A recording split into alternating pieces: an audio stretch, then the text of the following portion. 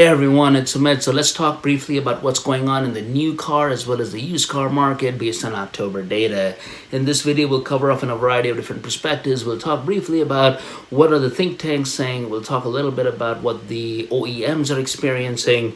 We'll talk briefly about what the dealerships are experiencing, and we'll spend a little bit of time talking about what the consumers are experiencing as well. But before I get too far into it, don't forget to smash that like button for the YouTube algorithm, subscribe to the channel, ring that notification bell, and let's get into it. So when it comes to used car prices and used car sales in general, it continues to be in fairly dire straits, okay? Inventory continues to decline and prices continues to soar, which is obviously adverse when it comes to the end consumer. In the last quarter, average daily vehicle sales per dealership has declined substantially, but with that said, buyers continue to aggressively compete for the limited amount of inventory that is out there.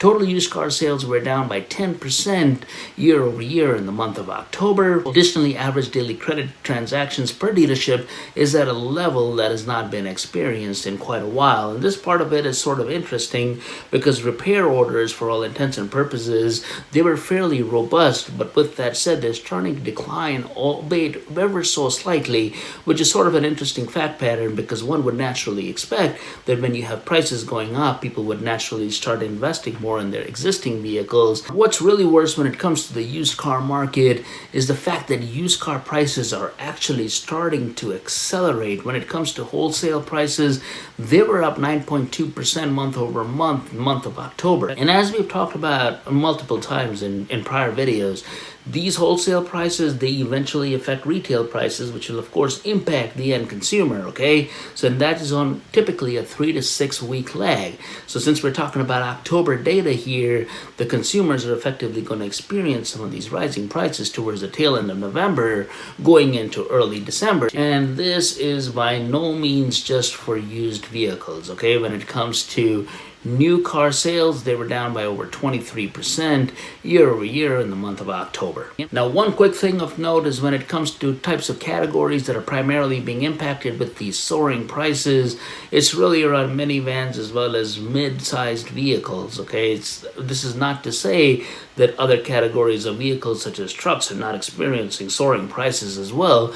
It's just albeit a little bit lesser than these other two categories of vehicles. So that's a little bit from a think tank standpoint. Now let's spend a couple of minutes just talking about what the OEMs are experiencing. And the good news is a lot of these OEMs just recently released earnings, so there is a plethora of data out there. So when it comes to a company such as Ford, what they've come out and said numerous times is they're experiencing some significant declines when it comes to their sales volumes as well. Now they are spending a lot of time, and for that matter, General Motors as well as Stellantis are all inspecting and reviewing their value chain. They're reviewing what is going on from a supply chain perspective. They're looking very closely and dealing directly with a lot of the semiconductor type of manufacturers, and they've also come out and basically said that when it comes to the semiconductor game, they do not expect to see any level of normalization until perhaps the tail end of 2022 or early 2023.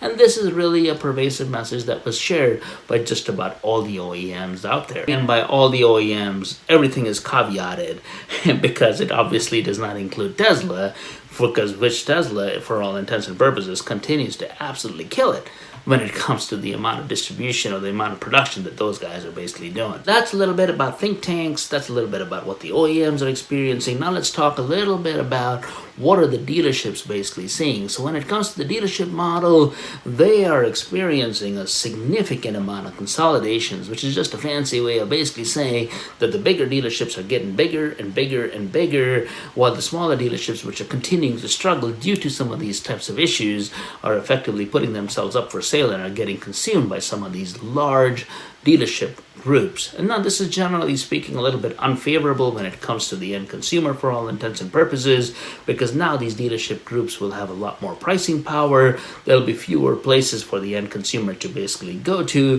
which is generally speaking unfavorable when it comes to the end consumer. And as we've already talked about, when the OEMs are experiencing certain challenges, dealership lots are, of course, for all intents and purposes, continuing to sit relatively empty. They are going to auctions. They are trying to procure vehicles in that manner. consumer, but for all intents and purposes, with soaring prices, people are unwilling to basically sell off their vehicles as well. So due to that, dealership lots continue to be relatively empty. Now, when it comes to some of the online retailers, so these are the ones such as Carvana and Vroom, these guys, their situation is quite a bit better for that matter, and they're continuing to be able to sell quite a few vehicles for all intents and purposes. But with that said, these guys are also experiencing some of these rising costs when it comes to procuring a lot of these used car vehicles, and due to that, their operating costs are going up, which obviously has a negative impact when it comes to their bottom line. Now, from an end consumer perspective, I'll keep this relatively brief because we've covered up on a lot of this earlier. From my own personal experience perspective, I've been going on a lot of online sites such as Vroom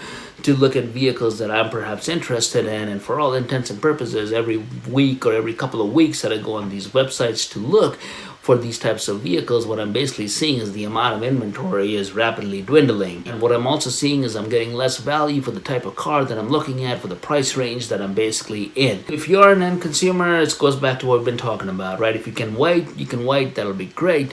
But if you can't wait and are looking for a vehicle, there may be options out there where you go through some of these online sites that perhaps have a little bit more inventory than what you're basically seeing on the dealer lots. That could be an option as well in terms of what you go about doing.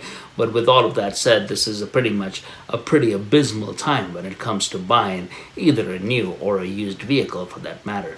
And that's it. I hope you enjoyed the contents of this video. I do a lot of these types of videos when it comes to the car market, when it comes to the housing market, when it comes to certain other personal finance topics that are of interest to me. So obviously, if that type of stuff is interesting to you as well, don't forget to like and subscribe and ring that notification bell.